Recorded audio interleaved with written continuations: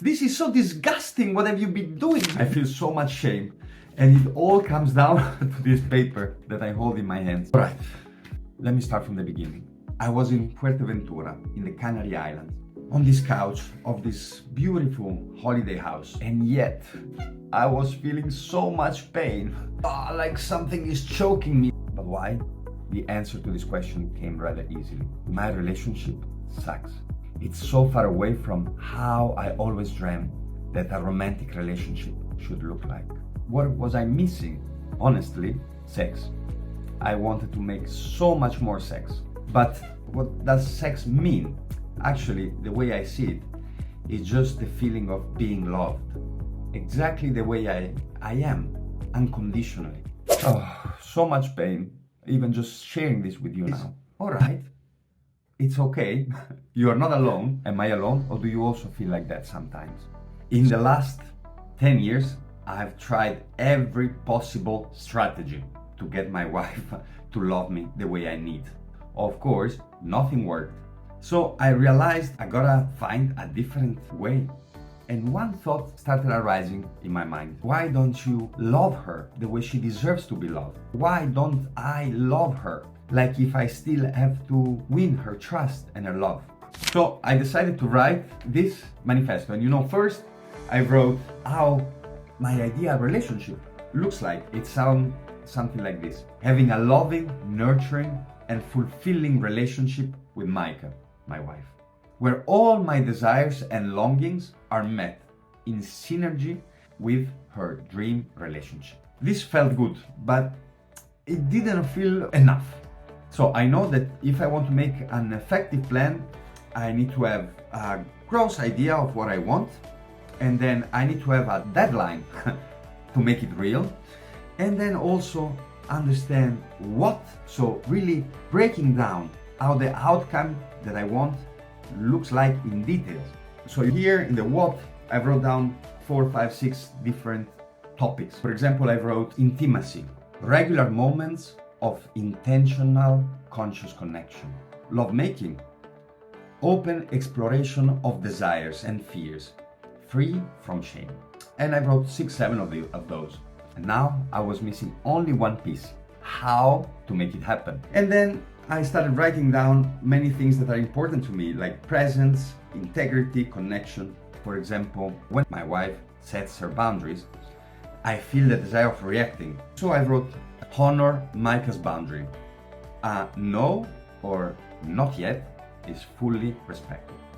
And then I went on and on. Look, now the process looks simple, but it actually took me about 3 good days of hard work. And then I was very happy. I printed it, made a nice layout. Then I went to my wife and I said, can I read you something? I took my document and I read it to her.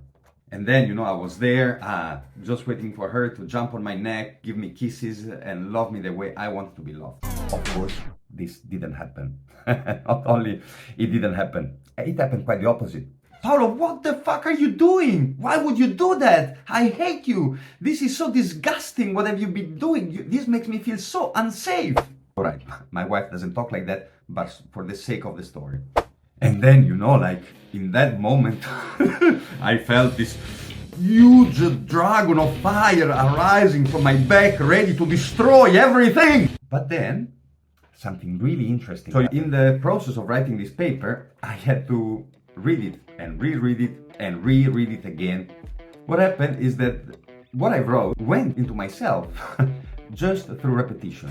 One of the things I wrote on how to make this relationship become the one I really want: mindful speech.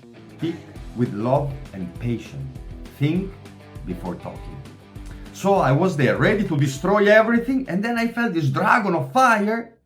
Suddenly becoming smaller, and smaller, and the pain was not so intense. And then this dragon of fire started looking more like a chicken. So then I looked at my wife and I said, okay, thank you for sharing this with me. This is really helpful.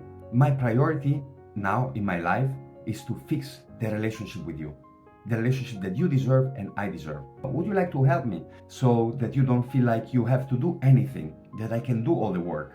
Would you like to help me understanding how you need to be loved? And then she looks at me okay, this I guess makes sense. So we started writing this document together, and then finally it was done. She was satisfied, I was satisfied, and then I started reading it every morning and every evening. I was totally mind blown by what happened. So just a few days later, I found myself on a beach with my wife, and we were kissing with the tongue, like teenagers, something that we don't do so often, especially on a random moment of the day. And I was like, whoa, this is powerful. What did just happen? You know, as I mentioned before, I also wrote the date for when I wanted my wife to acknowledge that something changed. A week before this date, my wife actually came to me and said, I don't know what we have been doing, but something really changed. It was not only in her words that I could see that, but throughout all those days, I could see the change. I could see the love again in her eyes. Why did I share this story today? If you have been listening carefully, you must have realized something. My relationship deeply changed. But what's the outstanding part is that nobody else needed to do anything besides me. How empowering is this feeling? My wife, she didn't need to write a manifesto of her love to me, and yet my relationship deeply changed. I would love you to take a moment to pause the video and ask yourself, how would life look like if I would have what I really want? And realize that to have that life, you don't need anyone else, only you. This is the beauty of life. Sometimes we forget about it. I'm here to remind you, and of course, to remind myself.